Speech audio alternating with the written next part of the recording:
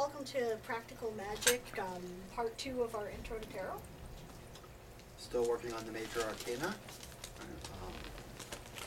As of last class, we did the first 11 cards of 22. Thanks. We have 2 new students this time. We have Donna and we have Pamela. Yeah, so we spent a little time reviewing what was done in the last class and catching them up to where we are now. Yeah, so just briefly, in case you're just picking this one up, right? What we discussed in the last class was how to find your initial tarot deck and how to, I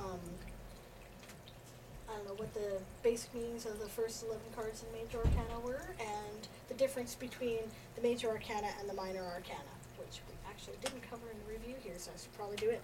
I did. Oh, you did? Yeah. Okay, never mind. Okay, good. So that brings us up to speed. Okay, so Moving along then. start by, I'll give you guys these decks and you can look at them for comparison, then I'll put the card up there so that, whoever else. Right. Mostly I address you guys since you haven't been to my Practical Magic class before, but I will occasionally talk to the camera. So just so you take a know. look So at the that's, card. Now, start with the one on 11th card top, is sorry. Justice. Okay. Right? And, just consider what that card means to you by looking at it and just throw it out there, right? Because there's no wrong answers, that's the other thing. That's what I was getting at before. There is no wrong answer.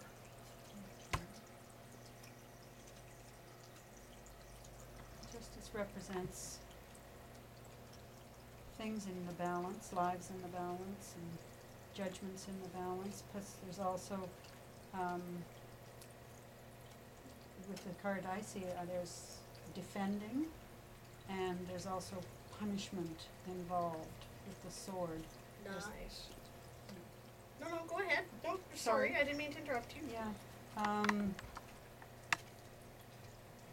There's a feminine and a masculine aspect to this card as well.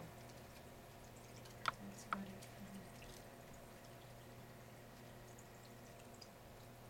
for me. Choices, choosing between right and wrong, choosing to fight or stay. A balance, trying to keep a balance in your life.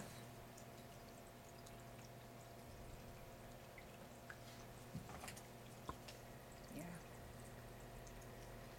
That's pretty cool. You guys picked up actually a Picked up lot more real than... lot on what that card is all about. And traditionally, you're both right. That is exactly what the card is about. And yes, it does have all of those elements. All those elements are So that's represented in the wonderful. Justice card. So when Justice comes up in your readings, the thing to remember is those things that you just thought of, right? And where it comes up in your reading, it might mean, if it comes up, say, for example, in the future, right? It may mean that you have these choices to make, right? Or you're going to be presented with these things, right? You might want to switch the decks and to, look at the differences between the two, right? And I'll also put them up on the table so that the camera gets a look at when you're done with them. But Justice is one of those cards that doesn't seem to have a lot of variations, I've noticed, between one deck and another.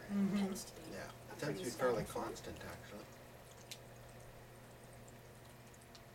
Probably, I think, because here in North America, that whole, the sword, justice, Sword and and scales image speaks to us right away. Blind Lady Justice, yeah. We recognize that symbol right away.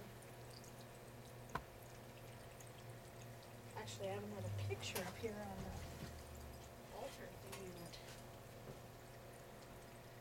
I'm pretty sure is from a tarot deck somewhere, so, which is Justice. I have to hold that up or it's gonna knock my little box over, so. I like it, it's simple, but it gets to the point. That's right. It's interesting that the swords on both of these are being held up and this one And is this one's down. down. Yep. Well, that too is all the thumb up, thumb down Roman symbolism, you know? Mm-hmm.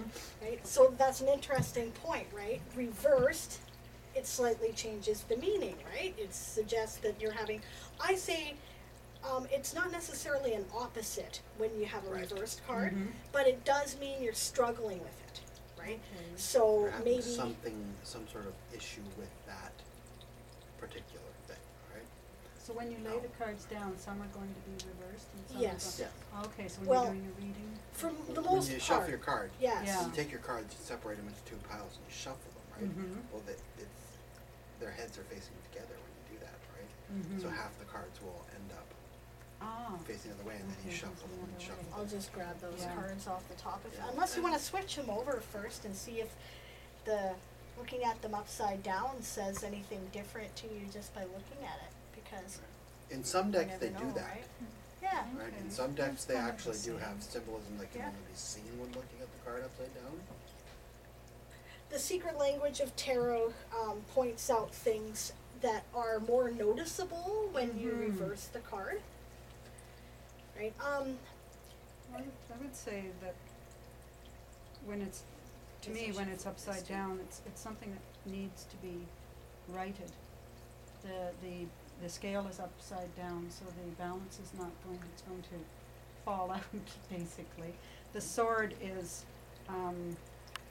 pointing downwards rather than being upwards, so perhaps there's going to be a point where the person is going to have to make a decision that's going to restore peace and balance into their lives, but if sometime in the Excellent. future, this is going to fall, things are going to get tough for them, exactly. Or it has been. or it has been. Yeah, Because it may have maybe, fallen in the past, right? yeah, maybe that card comes up reversed in the meaning, in the reading, and it suggests that there's gonna be a court case that's gonna be difficult, right? Like, Okay. that's often what it can represent.